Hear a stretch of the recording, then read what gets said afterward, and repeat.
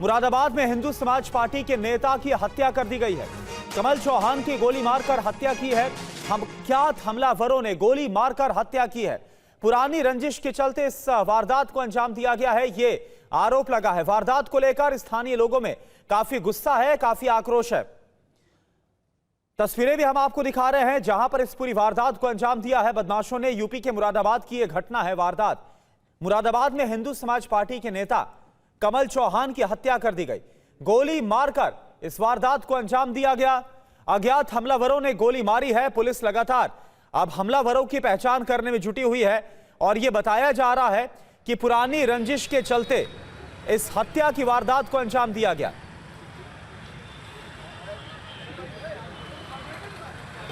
यहाँ पे एक कमल नामक व्यक्ति थे जो अपने घर की तरफ जा रहे थे। उनका घर पास में ही है। उनके ऊपर अटैक हुआ है, उसमें उनको गोली लगी है। उसके बाद उनको तत्काल यहाँ से हॉस्पिटल भेजा गया, लेकिन वहाँ उनकी मृत्यु हो गई है। उसमें हम लोगों ने परिवारीजनों से बातचीत की है और उसमें उनके द्वारा कुछ व्यक्तियों के ऊपर संदेह व्यक्त किया गया है।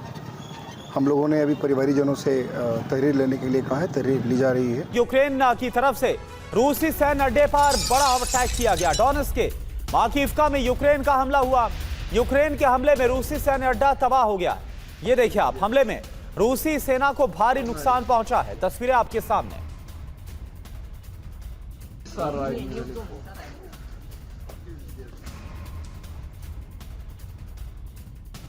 और वहीं यूक्रेनी सेना का रूस पर काउंटर अटैक। 77वीं एयर मोबाइल ब्रिगेड ने अटैक को अंजाम दिया। हमले में BM-21 तबाह हो गया।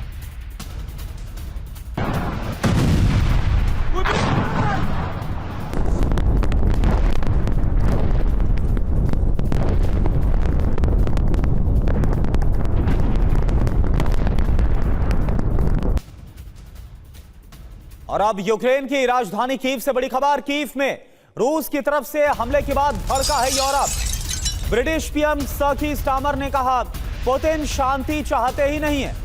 यूरोपियन यूनियन के चीफ उनकी तरफ से ऐलान किया गया, यूक्रेन को हथियार देंगे और ज्यादा मदद पहुंचाई जाएगी। ईयू चीफ ने कहा कीव पर हमले का अब बहुत ही भयावह परिणाम होगा। तो यूक्रेन में रूस के हमलों का रिकॉर्ड टूट गया है। रूसी सेना ने सिर्फ 7 घंटे में ही यूक्रेन पर 1000 ड्रोन से अटैक किया। तबाही कीव से लेकर कई प्रांतों में हुई है। यूक्रेन में इस तूफानी हमले के बाद बड़े पैमाने पर तबाही मची है। सबसे अहम बात यह है कि अब रूस कीव में मौजूद सरकारी आवासों को भी निशाना बना रहा है। यूक्रेन के प्रधानमंत्री कार्यालय को भी टारगेट किया गया है। ड्रोन अटैक के बीच रूस ने करीब 20 मिसाइलों का इस्तेमाल किया। यूक्रेन के सभी प्रमुख शहरों से धमाके की खबरें आ रही हैं। यह माना जा रहा है कि यूरोप से 10,000 सैनिकों को यूक्रेन भेजने के ऐलान के बाद पुतिन ने बदला लेने के लिए ऐसा हमला करवाया है। रिपोर्ट आप देखिए। ये यूक्रेन पर अब तक का सबसे बड़ा ड्रोन हमला है।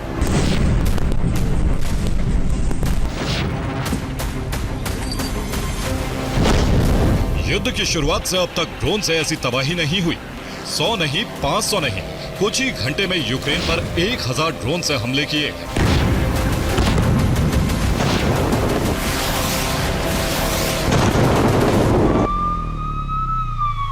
चौबीस फरवरी 2022 से एक साथ इतने ड्रोन से हमले का प्रहार कभी नहीं हुआ था।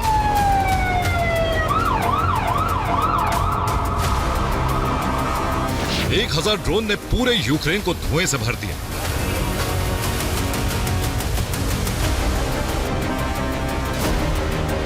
इतने धमाके हुए, इतनी तबाही हुई है कि यूक्रेन में कई दिनों तक रेस्क्यू ऑपरेशन चलता रहेगा।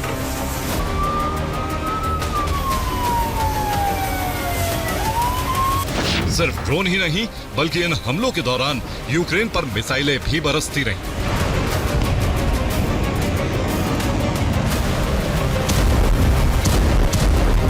रिपोर्ट के मुताबिक रूस ने 8 बैलिस्टिक इस्कंदर M और 11 क्रूज इस्कंदर K मिसाइलों से भी हमला किया। रूस के इस रिकॉर्ड तोड़ हमले की सबसे बड़ी वजह यूरोप के उस फैसले को माना जा रहा है जिसके तहत यूक्रेन में 10,000 सैनिकों को भेजने का फैसला हुआ है।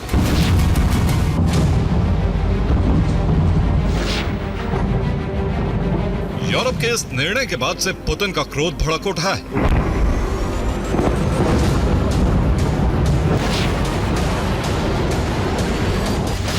एक्सपर्ट्स के मुताबिक 1000 ड्रोनों से हमला यूरोप के लिए चेतावनी। पुतिन ने संदेश दिया है कि यूक्रेन को तबाह कर दिया जाएगा। यूरोप से सैनिक भेजे गए तो यूक्रेन को खंडर बना दिया जाएगा। यूक्रेन पर हमलों की शुरुआत शनिवार देर रात से की गई, जो अब तक जारी है।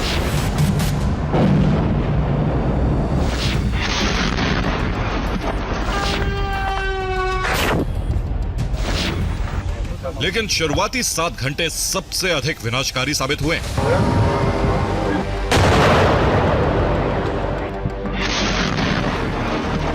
पहली बार 1000 ड्रोन हमले के साथ ही पहली बार रूस ने डायरेक्ट यूक्रेनी सरकार को निशाना बनाना शुरू किया है।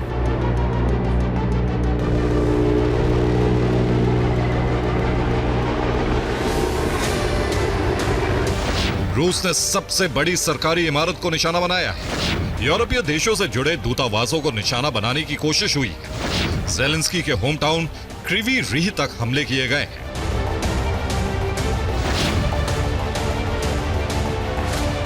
सबसे ज्यादा हमले राजधानी कीव में किए गए। कीव की इमारतों पर ड्रोन गिरने से आग लग गई।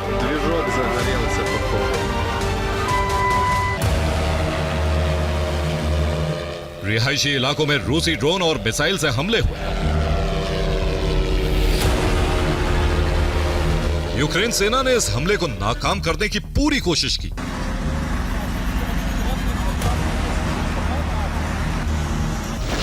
रूसी ड्रोन को गिराने का दावा किया गया है। 4 इस्कंदर मिसाइलों को नष्ट करने में कामयाबी मिली।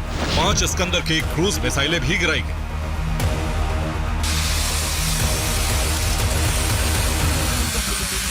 लेकिन हमले की रफ्तार तेज होती गई और आखिरकार यूक्रेन का डिफेंस सिस्टम नाकाफी साबित हुआ।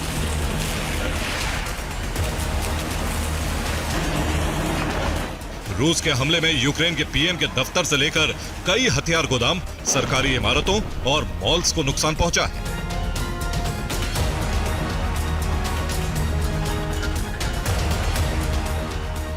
यूक्रेन पर ड्रोन हमले का नया रिकॉर्ड बना है। रूस ने कीव में यूक्रेन की सबसे अहम और सबसे बड़ी सरकारी इमारत को निशाना बनाया।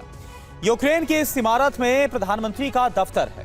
कैबिनेट मंत्रियों के दफ्तर भी यहीं पर है। इसका मतलब यूक्रेन के प्रशासन को चलाने का यह सबसे अहम ठिकाना है। यह रूस का यूक्रेनी सरकार पर सीधा हमला माना जा रहा है। अभी तक युद्ध में ऐसा नहीं हुआ था। यूक्रेन पर हुए सबसे बड़े हमले में यूक्रेन के हथियार गोदाम नष्ट हो गए हैं। सेना के दफ्तर को भी निशाना बनाया गया है। यूक्रेन के कई शहरों में शॉपिंग कॉम्प्लेक्स तबाह हो गए हैं। रिहायशी इमारतों को भी भारी नुकसान पहुंचा है। देखिए आप रिपोर्ट। ये इतना घातक हमला था कि पूरा यूक्रेन शेल्टर्स में दुबक गया। ये इतना बड़ा हमला था कि एयर डिफेंस नाकाफी हो गया।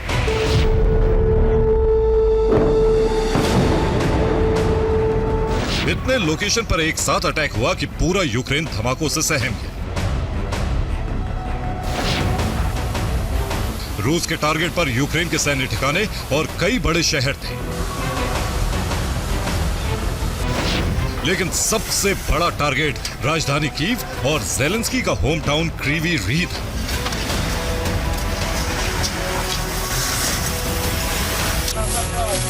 कीव में 2 लोगों की मौत की पुष्टि हो चुकी है। 18 लोगों को अस्पताल में भर्ती कराया गया है। मलबों में जिंदा बचे लोगों की तलाश हो रही है। कीव के अलावा ओडेसा में भी हमला किया गया। ओडेसा के तट पर हमलों के बाद आग लग गई। तबाही का आंकड़ा अभी साफ नहीं है।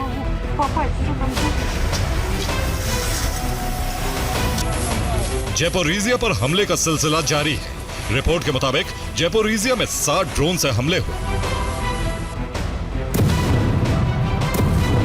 रिपोर्ट के मुताबिक रिहायशी इलाकों को निशाना बनाया गया, जबकि कई स्कूलों में भी धमाके हुए।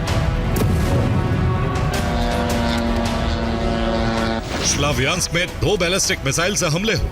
यूक्रेन सेना के हथियार डिपो को टारगेट किया गया। यूक्रेन का हथियार भंडार इसी हमले में जल गया।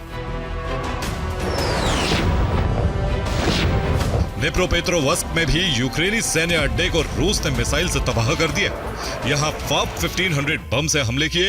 इन हमलों से साबित हो रहा है कि 1000 ड्रोन से एयर डिफेंस को व्यस्त करने के बाद कुछ फाइटर जेट भी यूक्रेनी सीमा में घुसे थे।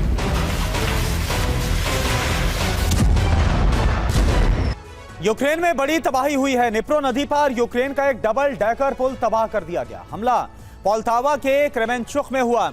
ब्रिज से रेलवे लाइन भी गुजरती है, जिसे हमले के बाद बंद करना पड़ा है। रूस ने ज़ेलेंस्की को संदेश देने के लिए कीव से क्रिवरीरी तक निशाना बनाया। क्रिवरीरी ज़ेलेंस्की का होम टाउन है, जहां पर कई ब्लास्ट हुए हैं। यहां पर एक बड़ी घटना टल गई, क्योंकि हमले के दौरान मुसाफिरों से भरी बस के करीब गिरी। मिसाइल अगर बस पर गिर जाती तो कई लोगों की मौत हो जाती, लेकिन ये नरसंहार टल गया। आप देखिए। इस वीडियो से दावा है कि रात में इस पुल पर डायरेक्ट हमला हुआ और जोरदार धमाका हुआ। अब हमले से पहले की तस्वीरें देखिए। डबल डेकर इस पुल से रेलवे लाइन भी गुजरती है और ऊपर गाड़ियों के लिए 4 लेन है। अब दावा है कि इस पुल से रेल और गाड़ियां नहीं गुजर सकती।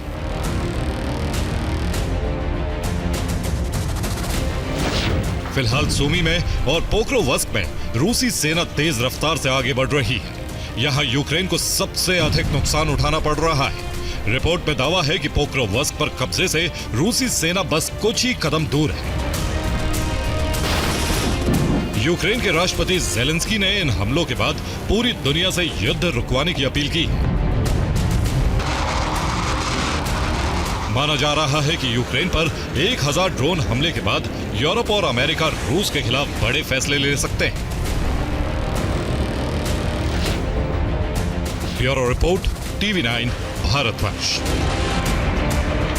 राजधानी कीव में बड़ा हमला हुआ है। रूसी हमले के बाद इमारत बर्बाद हो गई। हमले के बाद कीव में इमरजेंसी है। ये तस्वीर आप देखिए, तस्वीर आपको दिखा रहे हैं।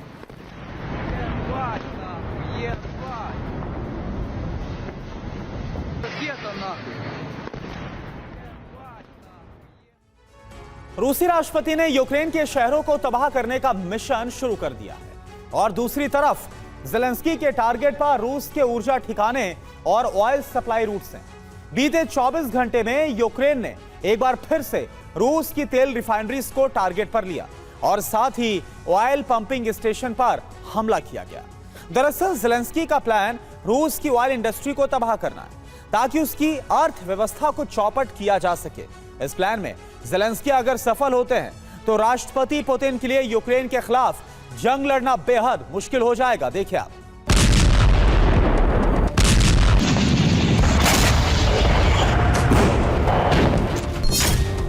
यूक्रेनी राष्ट्रपति ने ऑपरेशन स्पाइडर चलाया, रूस के बॉम्बर तबाह कर दिए, लेकिन पुतिन नहीं रुके।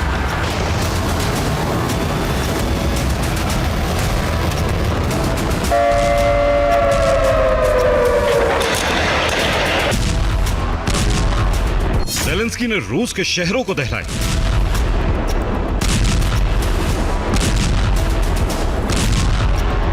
ड्रोन हमले किए।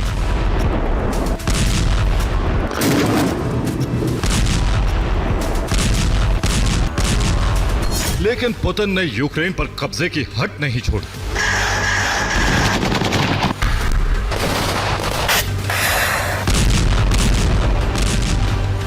रूसी राष्ट्रपति के जंग में पीछे नहीं हटने की वजह रूस के बड़े हथियार जखीरे और उसकी अर्थव्यवस्था को माना जाता है।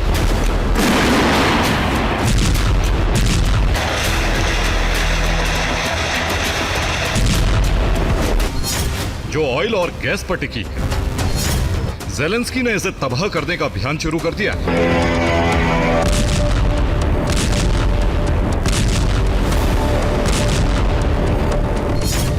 ज़ेलेंस्की ने रूसी एनर्जी सेक्टर को तबाह करने का प्लान तैयार किया है। यूक्रेन के टारगेट पर पहले से रूस की तेल रिफाइनरियां थी, लेकिन अब यूक्रेन ने तेल सप्लाई रूट को भी टारगेट करना शुरू कर दिया है। इसे तबाह कर रूस की अर्थव्यवस्था को बर्बाद करने की तैयारी है, ताकि पैसों की कमी से रूसी राष्ट्रपति युद्ध से पीछे हट जाए।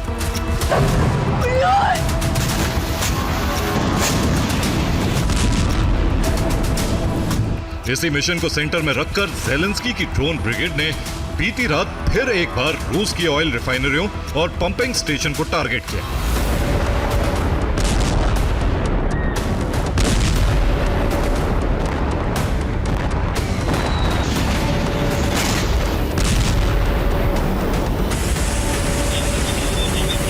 दावा है कि यूक्रेन ने इन्हें टारगेट कर 100 से ज्यादा ड्रोन हमले किए।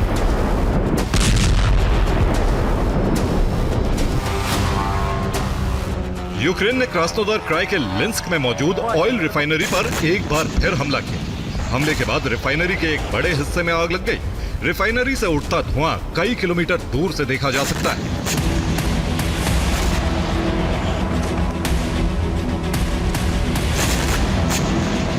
ब्रियांस्क के नाइटोपोविची में ऑयल पंपिंग स्टेशन को टारगेट कर हमले किए गए। हमले के बाद पंपिंग स्टेशन में आग लग गई।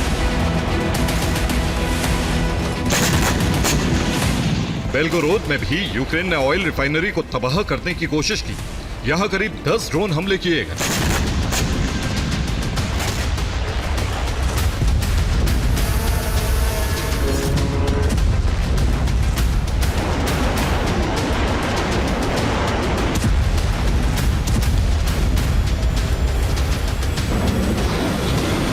रूस के एनर्जी ठिकानों और ऑयल रिफाइनरियों को यूक्रेन बीते एक महीने से टारगेट कर रहा है, जिसका असर अब रूस के अलग अलग शहरों पर भी दिखने लगा है।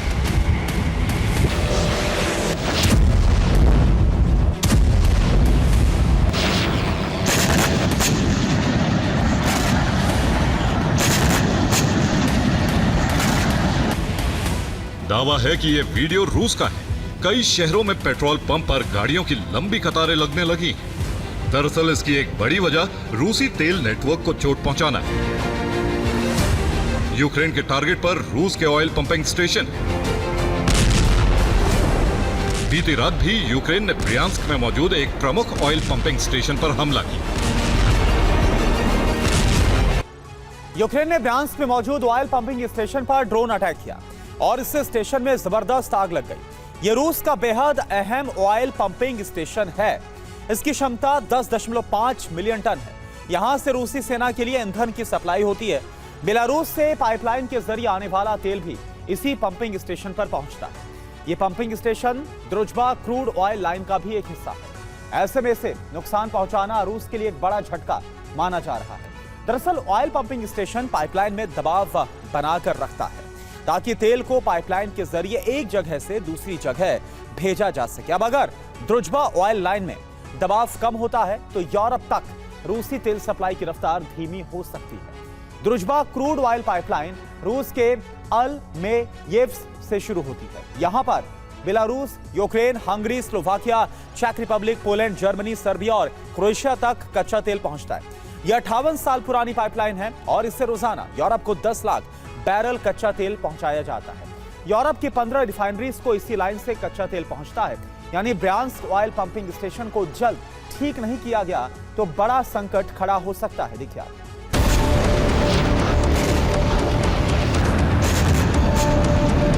बीते एक महीने में ऐसा तीसरी बार है जब यूक्रेन ने द्रुजबा पाइपलाइन को टारगेट कर हमला किया है। द्रुजबा पाइपलाइन और रूसी तेल रिफाइनरियों पर हमले के चलते यूरोप में तेल और गैस का संकट खड़ा होने का डर बढ़ गया। रूस की प्रमुख ऑयल कंपनी गैज़प्रोम के सीईओ एलेक्सी मिलर ने अपने एक बयान में कहा, हमारे सामने गंभीर समस्या खड़ी होती जा रही है जो हर दिन और ज्यादा बड़ी हो रही है। यूरोप में सर्दियां पड़ने पर क्या होगा? इस बार हालात हर बार की तरह सामान्य नहीं होंगे। ये एक वास्तविक समस्या है।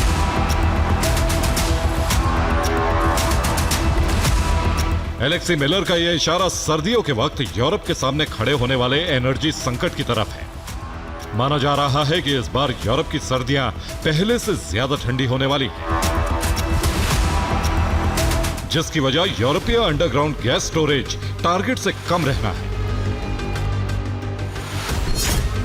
एक रिपोर्ट के मुताबिक जर्मनी में अंडरग्राउंड गैस स्टोरेज अभी 71% भरा है, वहीं नीदरलैंड्स में 65%, जबकि लातविया में महज 58% तक ही स्टोर हो सका है। साफ है, अगर रूस से गैस और तेल वक्त पर यूरोप नहीं पहुंचा तो यूरोप से रूस को होने वाली कमाई का हिस्सा भी कम हो जाएगा, जिसका सीधा असर युद्ध पर पड़ेगा। यूक्रेन के टारगेट पर सिर्फ रूस का तेल नेटवर्क और ऑयल रिफाइनरी ही नहीं बल्कि रेल नेटवर्क भी है। यह लुहांस्क का वीडियो है, जहां यूक्रेनी जासूसों ने सैबटाज हमला कर स्टेशन के करीब आग लगाई। इससे पहले यूक्रेन रूस के कई अहम रेलवे स्टेशंस को ड्रोन से उड़ा चुका है। यूक्रेन ने 1 सितंबर को क्रास्नोदर के कास्किया स्टेशन को तबाह कर दिया। यह स्टेशन रोस्टोव और ब्लैक सी पोर्ट के बीच में पड़ता है। इससे ब्लैक सी तक तेल और हथियार पहुंचाया जाता है। 25 अगस्त को यूक्रेन ने क्रीमिया के ओरोज हाइना रेलवे स्टेशन को तबाह कर दिया। यह रूस से क्रीमिया तक हथियार भेजने वाले रेल रूट का हिस्सा था। 21 अगस्त को यूक्रेन ने वोल्गोग्राद में पेट्रोव स्टेशन पर ड्रोन से अटैक किया। यहां पर रूस का बड़ा लोकोमोटिव डिपो मौजूद है। 17 अगस्त को वोरोनिश के लिस्की स्टेशन पर हमला किया गया। इस स्टेशन का इस्तेमाल यूक्रेन तक हथियार भेजने के लिए किया जाता है। यूक्रेन सेना न सिर्फ रूस की जमीन पर पुतिन को झटका दे रही है बल्कि वॉर ग्राउंड में भी भीषण हमले जारी हैं।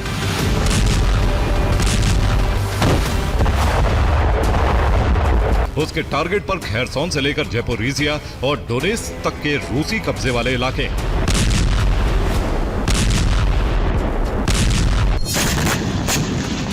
जेपोरीजिया में यूक्रेन ने रूसी सेना की कमांड पोस्ट को तबाह कर दिया। खेरसोन में यूक्रेन ने रूस की ड्रोन कमांड पोस्ट को ध्वस्त कर डाला। यहां यूक्रेनी एयरफोर्स ने गाइडेड बम से हमला किया। डोनेत्स्क में यूक्रेन ने फ्रंट लाइन पर भीषण हमले किए। हमलों में रूस के 10 टैंकों को तबाह कर दिया गया। साफ है, ज़ेलेंस्की एक तरफ रूस में ऊर्जा आपातकाल लगाकर पुतिन को बैकफुट पर धकेलने की कोशिश में है, तो वहीं फ्रंट लाइन पर हमले कर रूसी सेना को कमजोर करने के प्लान पर काम कर रहे हैं। जिसमें अगर ज़ेलेंस्की सफल हुए यूक्रेन की जंग 180 डिग्री घूम सकती है।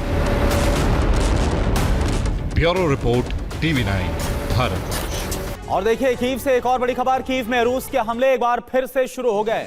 कीव में 3 इलाकों में विस्फोट हुआ है। कीव में ऊर्जा ठिकाने ध्वस्त हुए। कीव के 4 इलाकों में ब्लैकआउट हो गया। ये देखिए, आप तस्वीर आपको दिखा रहे हैं यूक्रेन की राजधानी कीव से। यहां पर रूस ने हमलों को और तेज कर दिया। और ये देखिए आप कैसे आग का एक बहुत बड़ा गोला, ये देखिए, एयर स्ट्राइक की गई कीव पर, सीधे हमला किया गया।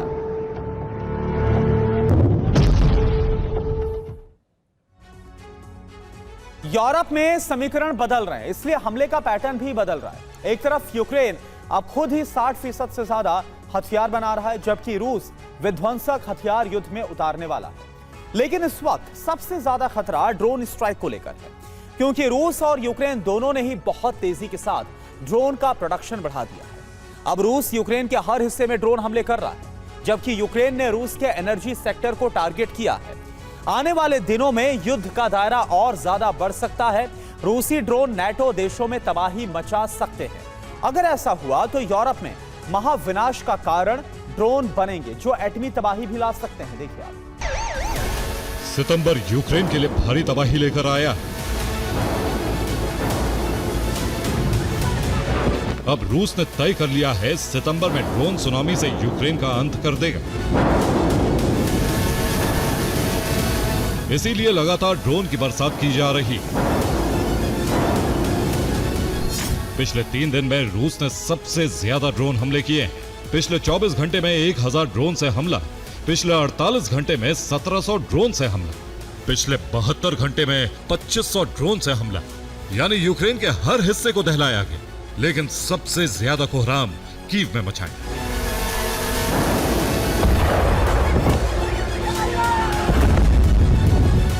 दरअसल ये युद्ध का सबसे खौफनाक चरण है, जहां रण क्षेत्र में ड्रोन कहर बरपा रहे हैं।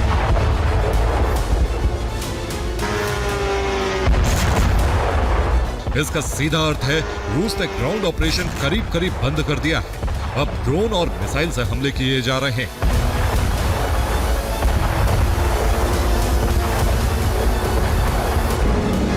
साथ ही फाइटर जेट से बमबारी की जा रही है, जिससे सैन्य ठिकानों और रिहायशी इलाकों को शमशान में बदला जा सके। इतने हमलों से बचने के लिए यूक्रेन एंटी ड्रोन सिस्टम बना रहा है, साथ ही बंकर तैयार कर रहा है जिससे ड्रोन हमले विफल किए जा सके। रूस के ड्रोन हमलों पर ज़ेलेंस्की ने कहा है, हम खुद ही हथियार बना रहे हैं, 60% हथियार बनाने के प्लांट यूक्रेन के पास है। रूस के ड्रोन इंटरसेप्ट करने की क्षमता भी हमने विकसित कर ली, यानी यूक्रेन ड्रोन वॉर के लिए तैयार है। पिछले कुछ वक्त में यूक्रेन ने रूस के एनर्जी सेक्टर को बड़ा नुकसान पहुंचाया है, जिसके लिए ड्रोन से हमले किए। इन हमलों से रूस को भी अपनी रणनीति बदलनी पड़ी है। ड्रोन हमलों के जवाब में रूस ने भी ड्रोन से पलटवार किया है, जिससे यूक्रेन थर्रा उठा है। रूस तैयारी कर चुका है कि वो यूक्रेन के पड़ोसी देशों पर हमला करेगा। नाटो का अंदेशा हो गया, इसलिए उसने तमाम देशों को रूस के ड्रोन मार गिराने के लिए कहा है। रूस के टारगेट पर 3 बाल्टिक देश हैं, एस्टोनिया, लातविया या फिर लिथुआनिया। इसके अलावा 2 नॉर्डिक कंट्रीज फिनलैंड और नॉर्वे भी रूस ड्रोन स्ट्राइक कर सकते हैं। और साथ ही पोलैंड, स्लोवाकिया, रोमानिया, मोल्दोवा और बुल्गारिया पर भी रूसी ड्रोन तबाही मचा रहे हैं, जहां पर नाटो मिलिट्री बेस बनाकर ड्रोन इंटरसेप्टर लगा रहा है। यानी रूस के ड्रोन को सीमा में घुसते ही मार गिराया जाएगा, जबकि बेलारूस और हंगरी पर रूस हमला नहीं करेगा, क्योंकि बेलारूस रूस का दोस्त है, जबकि हंगरी का झुकाव भी रूस की तरफ है। जबकि बाकी 10 कंट्रीज पर रूस ने हमला किया तो वहां से पलटवार जरूर होगा। देखिए आप।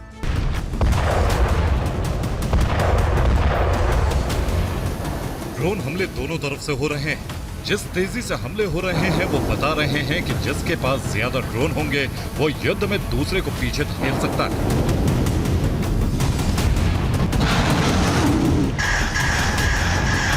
अगर रूस और यूक्रेन दोनों की ड्रोन क्षमता की तुलना करें तो यूक्रेन 80% हमले ड्रोन से कर रहा है, जबकि रूस के यूक्रेन में हो रहे हमलों में ड्रोन का इस्तेमाल 30% है। इसके अलावा अभी यूक्रेन रोजाना करीब 6500 ड्रोन बना रहा है। इसकी तुलना में रूस बेहद कम ड्रोन बना पा रहा है, जो रोजाना 1250 ड्रोन ही बना पा रहा है। अगर महीने की बात करें तो यूक्रेन हर महीने 2 लाख से ज्यादा ड्रोन बना रहा है, जबकि रूस के पास इस वक्त हर महीने 37,000 ड्रोन बनाने की क्षमता है। यूक्रेन ने पिछले साल यानी 2024 में 24 लाख ड्रोन बनाए थे, जबकि रूस सिर्फ 4.5 लाख ही बना पाया था, यानी यूक्रेन से 3 गुना का। साल 2025 में यूक्रेन का लक्ष्य 45 लाख ड्रोन बनाने का है, जबकि रूस अपने प्रोडक्शन को 2 गुना ही कर पाएगा, यानी करीब 9 लाख ड्रोन।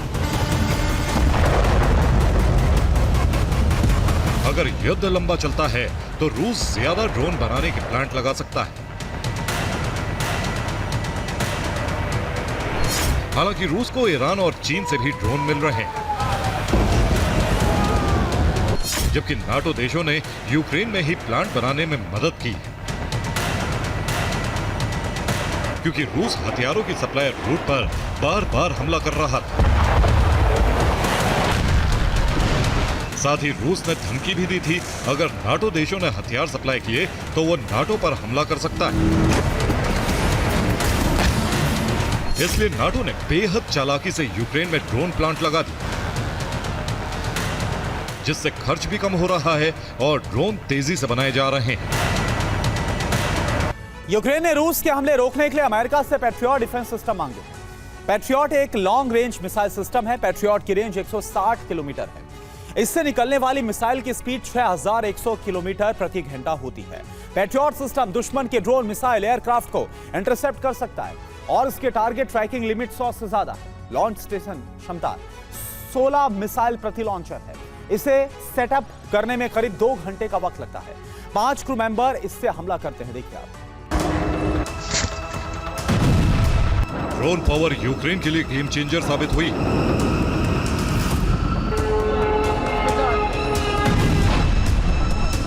क्योंकि ड्रोन सस्ते पड़ते हैं और इससे नुकसान भी ज्यादा होता है।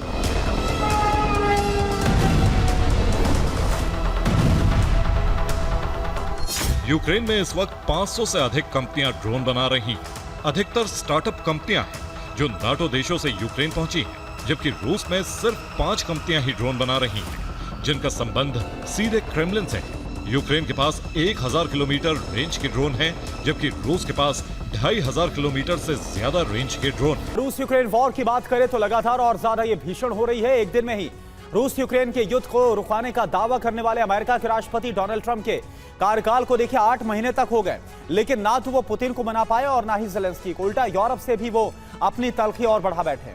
इसलिए ट्रंप अब हर मोर्चे पर घिर गए, जिससे उनकी खींच काफी ज्यादा बढ़ गई है। और इसी खींच में उन्होंने जो कदम उठाया उसने महायुद्ध के भड़कने की आशंका को बढ़ा दिया है। तो सवाल है कि क्या ट्रंप अपनी नीति बदलने वाले हैं? आप इस रिपोर्ट में देखिए। अगर ट्रंप राष्ट्रपति होते तो रूस यूक्रेन के बीच युद्ध होता ही नहीं।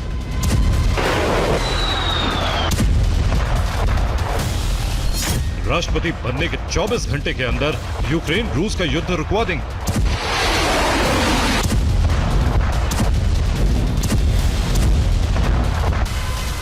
पिछले 1 साल में पूरी दुनिया ने न जाने ऐसे कितने ही जुमले सुने होंगे,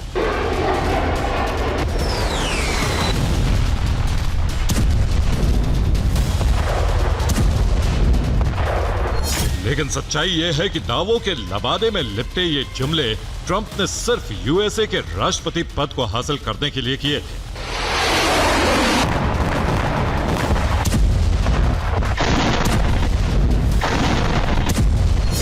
और अब जब वो बतौर राष्ट्रपति एक लंबा समय बिता चुके हैं, तो वो अपने ही दावों के जाल में उलझ गए।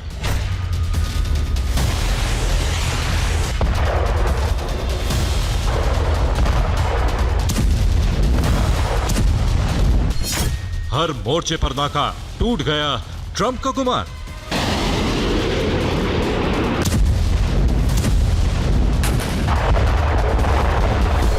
दरअसल ट्रंप अपने नीतिगत फैसलों से दुनिया पर दबाव बना रहे थे, जो बताता है कि उन्होंने फैसले शक्तिशाली देश के राष्ट्राध्यक्ष वाले गुमान में लिए।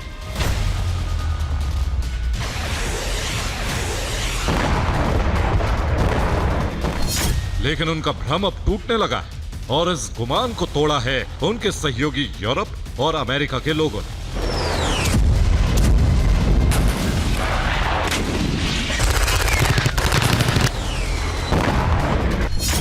ब्रिटिश प्रकाशन ने कहा है कि ट्रंप की कूटनीति हर मोर्चे पर नाकाम रही है। खासतौर पर यूक्रेन और रूस के युद्ध में ट्रंप नाकाम रहे हैं। यूरोपीय देशों की कूटनीति ने भी ट्रंप को अलग कर दिया है। ट्रंप अंतिम समझौता करवाने में पूरी तरह असफल हो गए। यही नहीं, दावा यहां तक किया गया है कि आज भी अंतिम समझौता या अस्थायी युद्ध विराम उतना ही संभव है जितना ट्रंप के राष्ट्रपति बनने से पहले था।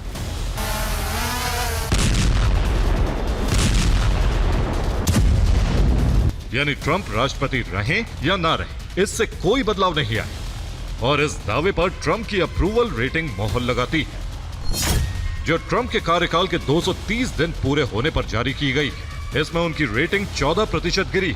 शुद्ध अनुमोदित रेटिंग में ट्रंप 41% पर आ गए, जबकि उनकी अस्वीकृति 55% पर है और 3% अनिश्चित है।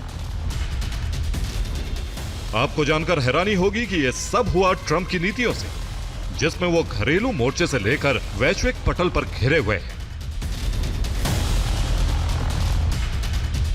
घरेलू मोर्चे पर विरोध का सामना कर रहे ट्रंप वैश्विक पटल पर नोबेल शांति पुरस्कार प्राप्त करने के लिए माहौल बना रहे हैं।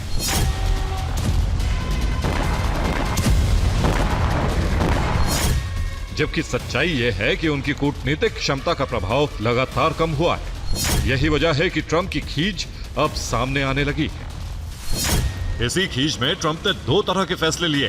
पहला, यूक्रेन को हथियारों की सप्लाई और दूसरा, रूस पर प्रतिबंध, जिसमें प्रतिबंध वाले कदम उठाने पर यूरोप भी राजी। इसीलिए लगातार रूस पर प्रतिबंधों का बोझ बढ़ाया जा रहा है। इसके लिए यूरोपीय आयोग अमेरिका के साथ मिलकर प्रतिबंध का पैकेज तैयार कर रहा है, जिसमें युद्ध न रोकने की दशा में रूस को आर्थिक दंड देने का प्रावधान है। और इसकी घोषणा खुद यूरोपीय परिषद के अध्यक्ष एंटोनियो कोस्टा ने की है। उनके मुताबिक रूस पर प्रतिबंध का पैकेज तैयार हो रहा है। अगर रूस ने युद्ध नहीं रोका तो आर्थिक दंड दिया जाएगा। मॉस्को अगर आक्रामकता जारी रखता है तो उसे परिणाम भुगतने पड़ेंगे।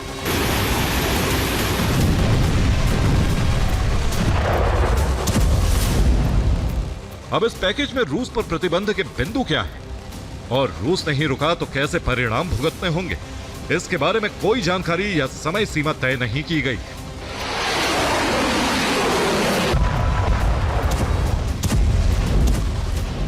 लेकिन इतना तय है कि इस कदम से ट्रंप को यूरोप के करीब आने का एक और मौका मिल जाए, जिसकी भूमिका भी अमेरिका ने बनानी शुरू कर दी।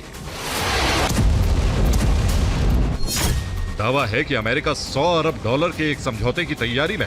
यह समझौता अमेरिका और यूक्रेन के बीच होगा, जिसमें अमेरिका युद्ध के लिए हथियारों की सप्लाई करेगा और इसके बदले यूक्रेन उन्नत सैन्य तकनीक पर अमेरिका को अधिकार भी देगा।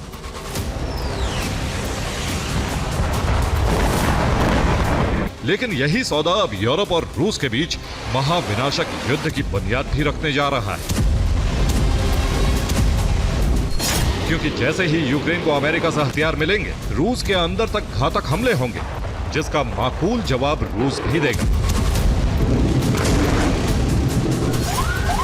लेकिन यूरोप की सुरक्षा गारंटी को लगने वाला झटका उन्हें भी युद्ध के मोर्चे पर खींच लाएगा। यानी एक तरफ घातक अमेरिकी हथियार यूक्रेन के पास होंगे, यूरोप के सैनिक भी यूक्रेन की जमीन पर उतर आएंगे, सीमावर्ती देशों से भी रूस के लिए खतरा खड़ा हो जाएगा, जिसके बाद रूस युद्ध के मोर्चे पर विस्तार देने से पीछे नहीं हटेगा।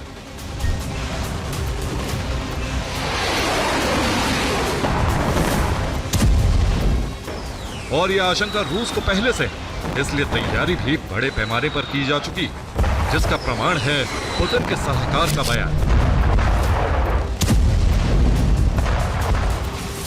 एंटोन कोबियाकोव के मुताबिक यूरोप ने बड़ा भू राजनीतिक खेल खेलना शुरू कर दिया है।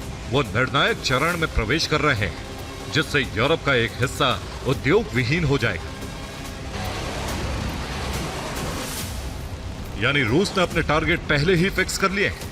हमले उन जगहों पर होंगे जो यूरोप के लिए युद्ध में बने रहने की गारंटी, उनके उद्योग और निर्माण यूनिट्स। और ऐसा हुआ तो यह तय है कि महाविनाशक युद्ध से पूरी दुनिया का साक्षात्कार होगा। Bureau report, TV9। एक दिन में रूस यूक्रेन के युद्ध को रुकवाने का दावा करने वाले अमेरिका के राष्ट्रपति डोनाल्ड ट्रंप के कार्यकाल को 8 महीने पूरे हो गए, लेकिन ना तो वो पुतिन को मना पाए और ना ही ज़ेलेंस्की को। उल्टा यूरोप से भी वो अपनी तलखी बढ़ा बैठे। इसलिए ट्रंप अब हर मोर्चे पर घिर गए हैं, जिससे उनकी खींच बहुत बढ़ गई। और इसी खींच में उन्होंने जो कदम उठाया, उसने महायुद्ध के भड़कने की आशंका को बढ़ा दिया है। तो क्या ट्रंप अपनी नीति बदलने वाले हैं? रिपोर्ट आप देखिए। आसमान से मिसाइलें बरसती, बहुमंजिला इमारतें धराशायी हो जाती,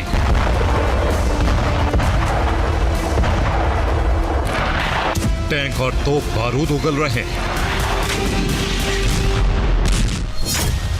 दुकान और मकान खंडर बन जा रहे हैं,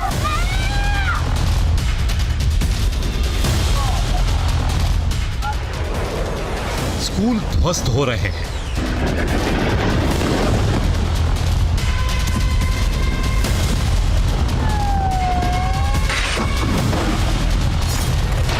अस्पताल बर्बाद हो रहे हैं,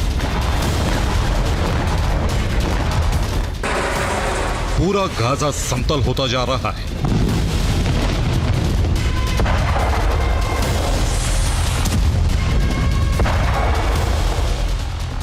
हर जगह मलबा, बर्बाद इमारतें, विनाश की तस्वीर। गाजा की सूरत अब पूरी तरह से बदल चुकी है।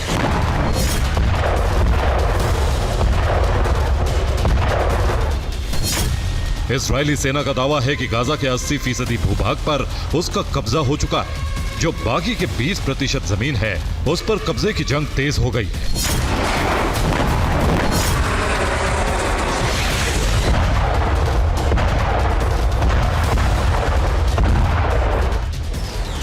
गाजा में हमास का संपूर्ण अंत और उस पर कब्जा करने के लिए इजरायली सेना पूरी ताकत से हमले कर रही है। जिन भी इमारतों में हमास के ठिकाने हैं, उन्हें चुन चुन कर तबाह किया जा रहा है।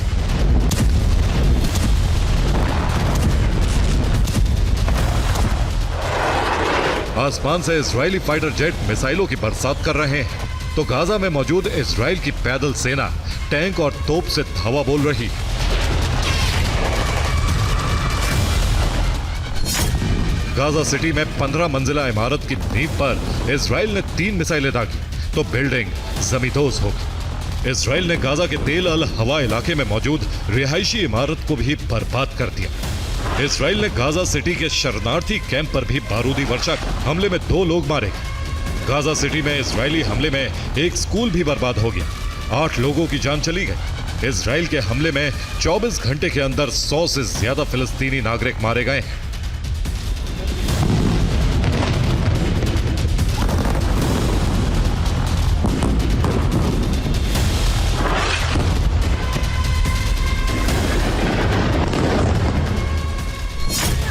गाजा सिटी में इजरायली एयरफोर्स अब पर्चे गिराकर लोगों को बहुमंजिला इमारतें खाली करने के लिए कह रही है। खाली इमारतों को जबरदस्त बमबारी कर बर्बाद किया जा रहा है।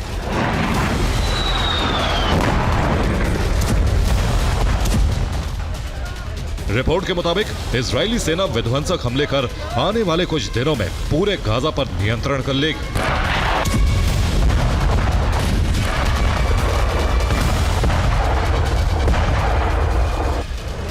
सूत्रों के मुताबिक इजराइल बाद में गाजा का विलय कर ग्रेटर इजराइल का निर्माण कर सकता है। Bureau report, TV9 Bharatvarsh.